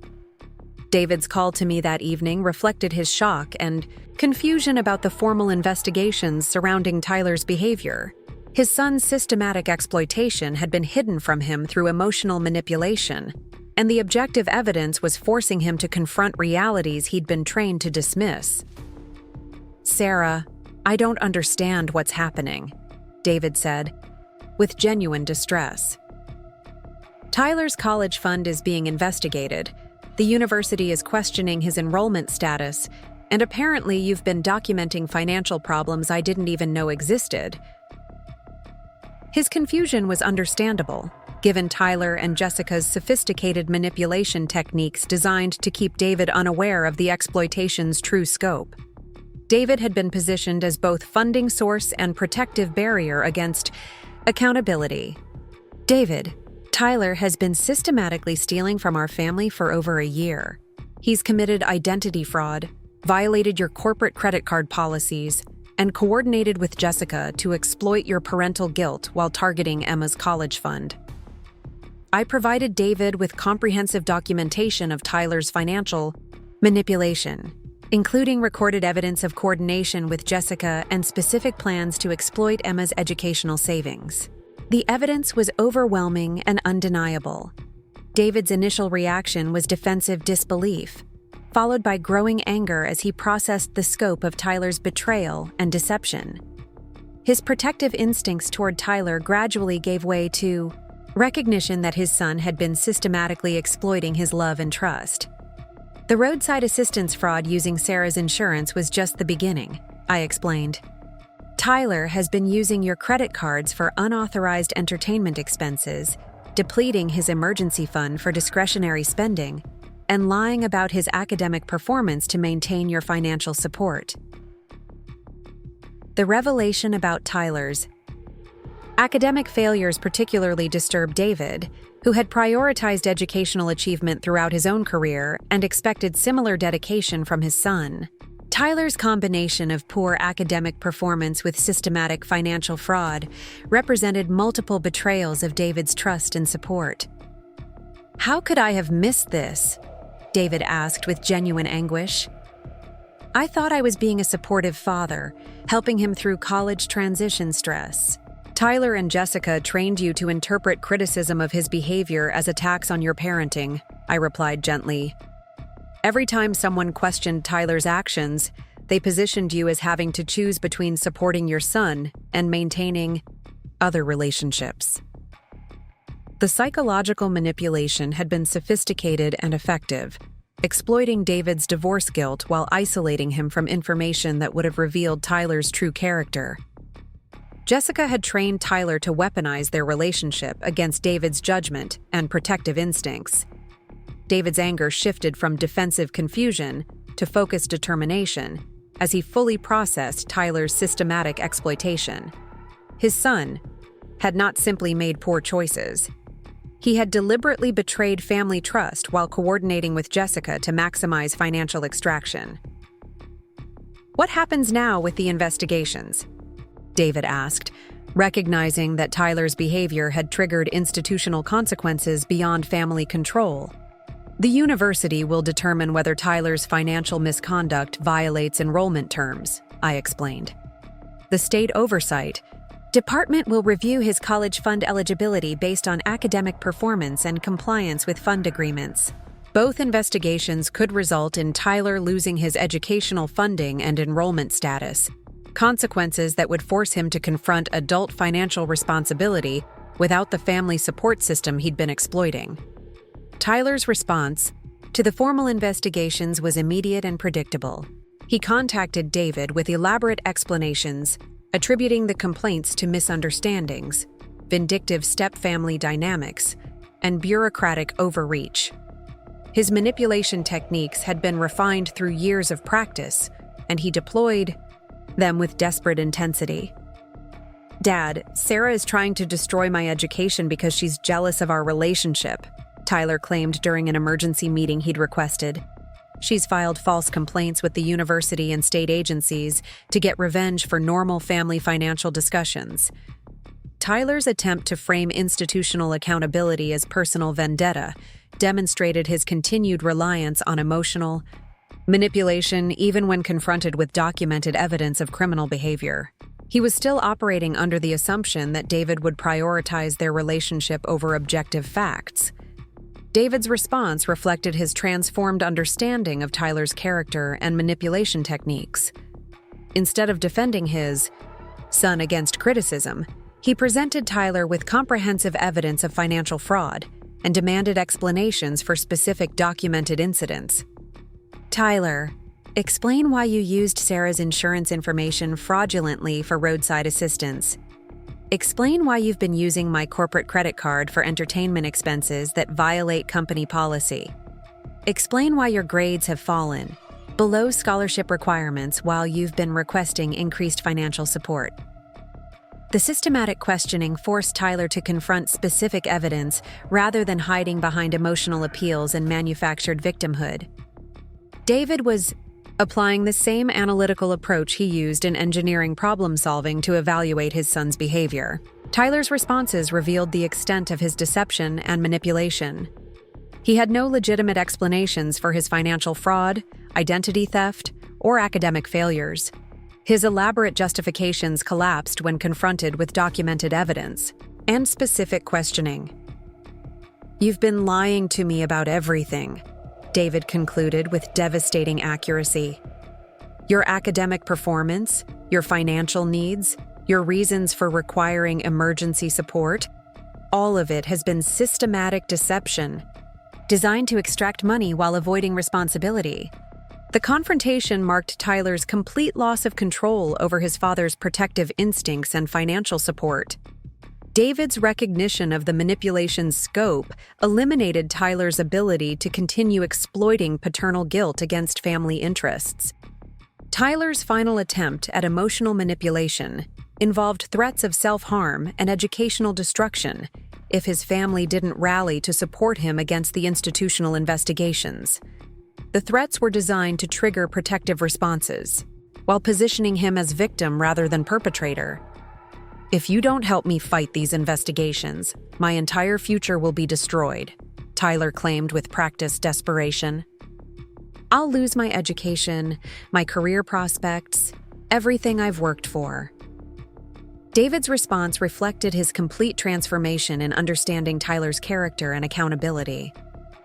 Instead of rushing to protect his son from consequences, he clearly articulated Tyler's responsibility for his circumstances. "Tyler, you destroyed your own future through systematic financial fraud and academic irresponsibility. The investigations are documenting behavior you chose, not circumstances imposed on you." The battle had shifted definitively in favor of accountability over manipulation. Tyler's systematic exploitation had been exposed, documented, and was being addressed through institutional channels that removed his ability to weaponize family relationships against consequences. Part 10. The Victory Achievement. The institutional investigations reached their conclusions within 6 weeks, delivering comprehensive accountability that exceeded my most optimistic expectations for justice. Ohio State University's Academic Integrity Department determined that Tyler's financial misconduct constituted character fitness violations serious enough to warrant immediate suspension pending completion of a comprehensive ethics review program. Dr. Patricia Williams delivered the university's decision during a formal conference call that included David, Tyler, and legal representatives. The suspension would remain in effect for a minimum of 1 academic year, during which Tyler would be required to complete ethics counseling, financial responsibility education, and community service focused on supporting fraud victims. Mr. Jensen's behavior pattern indicates systematic disregard for institutional trust and family financial welfare, Dr. Williams explained with professional gravity. The coordination with external parties to exploit family resources, combined with academic performance failures and identity fraud, demonstrates character deficiencies that require comprehensive intervention before continued enrollment can be considered. Tyler's reaction to the suspension was immediate and explosive. His carefully maintained facade of victimhood collapsed into genuine panic as he confronted the reality that his actions had triggered consequences beyond family negotiation or emotional manipulation. "This is completely unfair," he protested with desperate intensity. I'm being punished for normal college financial stress and family misunderstandings. You're destroying my entire future over minor incidents that got blown out of proportion." Dr. Williams remained unmoved by Tyler's emotional appeals, having reviewed comprehensive evidence of his systematic financial fraud and coordination with Jessica to exploit family resources. The university's investigation had revealed patterns of deception that extended far beyond isolated incidents.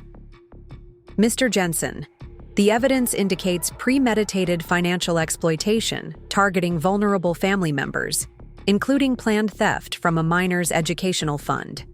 This behavior pattern represents serious character issues that require intensive intervention before you can be considered suitable for continued enrollment. The university's decision was reinforced by Ohio's College Fund Oversight Department, which determined that Tyler had violated multiple terms of his educational funding agreement through academic underperformance and financial misconduct. Investigator Michael Rodriguez delivered findings that resulted in immediate suspension of Tyler's fund access, pending completion of accountability requirements. The beneficiary has failed to maintain required academic standards while engaging in systematic financial fraud against family support systems, Rodriguez reported during the formal review hearing. These violations constitute breach of fund agreement terms and justify immediate protective intervention. Tyler's college fund, containing approximately $65,000, would be frozen indefinitely while he completed restitution requirements and demonstrated sustained behavioral change.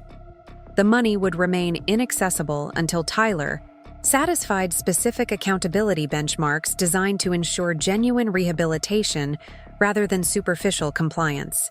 The fund suspension represented Tyler's most devastating consequence, eliminating his financial foundation and forcing him to confront adult responsibility without the safety net he'd taken for granted. His lifestyle of exploitation and entitlement was ending abruptly as institutional accountability replaced family tolerance. David's response to the institutional findings reflected his complete transformation from defensive father to advocate for family protection and accountability. The comprehensive evidence had shattered his illusions about Tyler's character, while revealing the sophistication of the manipulation he'd been subjected to for years. "I never imagined that Tyler was capable of this level of deception," David admitted during our private conversation following the hearing. "I thought I was being a supportive father, but I was actually enabling systematic financial abuse that threatened our entire family." His recognition of Tyler's manipulation techniques and their impact on our household marked a fundamental shift in family dynamics. David was no longer willing to prioritize Tyler's emotional comfort over other family members' welfare and financial security. "Sarah, I owe you an enormous apology for not recognizing what was happening sooner," he continued, with genuine remorse. "Tyler and Jessica trained me to dismiss your concerns as step-family conflict when you were actually trying to protect our family from financial predation." David's acknowledgement of my protective efforts and his own manipulation validated years of frustration with family dynamics that had prioritized Tyler's preferences over household stability. His support would be crucial for maintaining the accountability structures we'd established. The institutional consequences extended beyond Tyler's immediate circumstances to affect Jessica's influence over our family dynamics. Her coordination with Tyler's financial exploitation had been documented through recorded evidence, eliminating her ability to position herself as concerned mother rather than active participant in fraud. Margaret Chen's legal intervention had established clear boundaries around Jessica's access to information about our household finances and her ability to influence Tyler's interactions with our family. The documented conspiracy created legal grounds for restricting her involvement in future financial planning or crisis intervention. Ms. Jensen's active participation in planning financial exploitation against your family constitutes interference with family financial stability, Margaret explained during our final consultation. The restraining order will prevent her from coordinating future manipulation attempts while protecting your household from external interference. The legal Protection ensured that Tyler's rehabilitation would proceed without Jessica's sabotage or encouragement of continued exploitation. His accountability process would focus on genuine behavioral change rather than sophisticated manipulation techniques learned from his mother. Emma's response to Tyler's consequences reflected her characteristic maturity and practical focus on family welfare. At 16, she understood that Tyler's punishment was necessary for protecting her educational future and our household's financial stability. "Mom, I'm relieved that Tyler won't be able to continue stealing from our family," she told me after learning about the university suspension and fund freeze. "I was worried about paying for college if his behavior kept draining our savings." Her practical assessment of Tyler's impact on her opportunities demonstrated the emotional intelligence that had made her academic success possible, despite household tensions. Emma had instinctively understood that Tyler's exploitation threatened her future even when adults had been manipulated into tolerating his behavior. "I hope Tyler learns from this experience and becomes a better person," she added with genuine concern. "But I'm glad you protected our family when Dad couldn't see what was really happening." Emma's support reinforced my confidence that the accountability measures had been necessary and proportionate to Tyler's systematic exploitation. Her educational future was now secure from Tyler's predatory behavior while remaining open to genuine family reconciliation if he demonstrated authentic change. The month following Tyler's suspension and fund freeze provided our household with the first sustained period of stability we'd experienced since my marriage to David. Without Tyler's constant manipulation and manufactured crises, family dynamics normalized around mutual respect and shared responsibility. David threw himself into understanding financial security and fraud prevention, educating himself about the manipulation techniques Tyler had used, and implementing comprehensive protections against future exploitation. His engineering mindset approached family financial protection with the same systematic thoroughness he applied to professional problem-solving. "I want to make sure this never happens again to our family or any family," he declared while researching identity theft prevention and financial fraud detection. Tyler's behavior was criminal, and I should have recognized the patterns much sooner. His commitment to family protection extended to supporting Emma's college planning with renewed focus and dedication. David's guilt about enabling Tyler's exploitation motivated him to ensure that Emma's opportunities would never again be threatened by family financial instability. We established new family financial policies that required transparency, mutual consent for significant expenses, and regular review of all accounts and credit monitoring. The structures were designed to prevent future exploitation while maintaining appropriate privacy and autonomy for legitimate family needs. Tyler's response to his consequences evolved through predictable stages of grief and manipulation.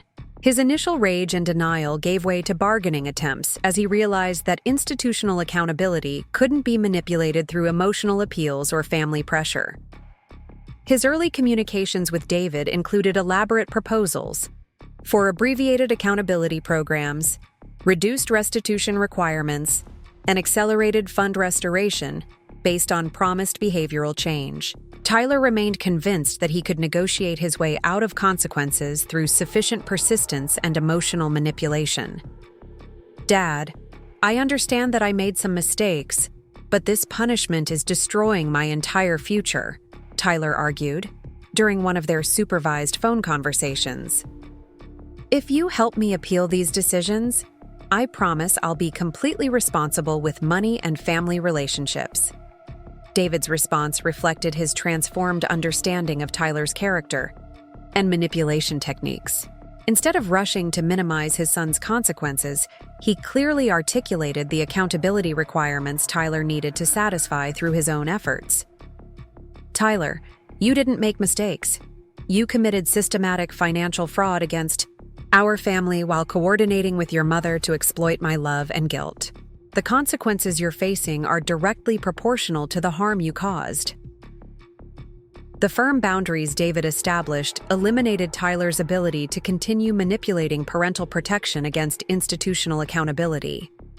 His rehabilitation would require genuine effort and sustained behavioral change rather than skillful emotional manipulation.